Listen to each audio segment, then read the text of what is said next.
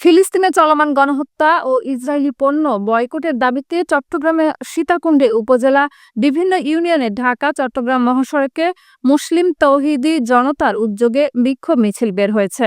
এ সময় উপজেলার সীতাকুণ্ড পৌরসভা, কুমিরা, সোনাইছড়ি, ভাটিয়ারী ইউনিয়ন সহ বিভিন্ন জায়গায় বিক্ষোভ মিছিল করেছেন মুসলিম তাওহিদি জনতা। তার পাশাপাশি গাজায় ইসরায়েলি বর্বরতার প্রতিবাদে ওয়ার্ল্ড স্টপ ফর গাজা কর্মসূচির অংশ হিসেবে বিক্ষোভ মিছিল তাওহিদি জনতা তাদের বক্তব্যে বলেন, ফিলিস্তিনের গাজাতে ইতিহাসের বর্বরোচিত হামলা করা হয়েছে।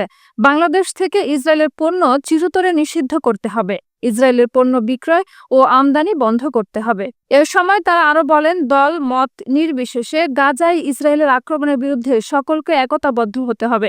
প্রথমত ফিলিস্তিনের প্রতি সমর্থন করে ইসরায়েলি পণ্য বর্জন করতে হবে।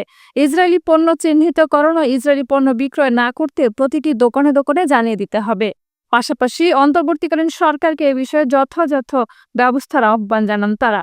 বিক্ষোভ মিছিল শেষে ফিলিস্তিনে হামলা কেন, জাতিসংঘ জবাব চাই। গাজাতে হামলা কেন, জবাব চাই, জবাব চাই। দুনিয়ার মুসলিম এক হও, এক হও, এসব স্লোগান দেন তারা। স্লোগানে স্লোগানে মুখরিত হয় সমগ্র এলাকা। এই বিক্ষোভ মিছিলে বিভিন্ন ধরনের পোস্টার নিয়ে অংশ নেন ছোট থেকে বড় আর বড় থেকে বৃদ্ধ, বিভিন্ন মাদ্রাসার ও শিক্ষা প্রতিষ্ঠানের ছাত্রছাত্রীরা।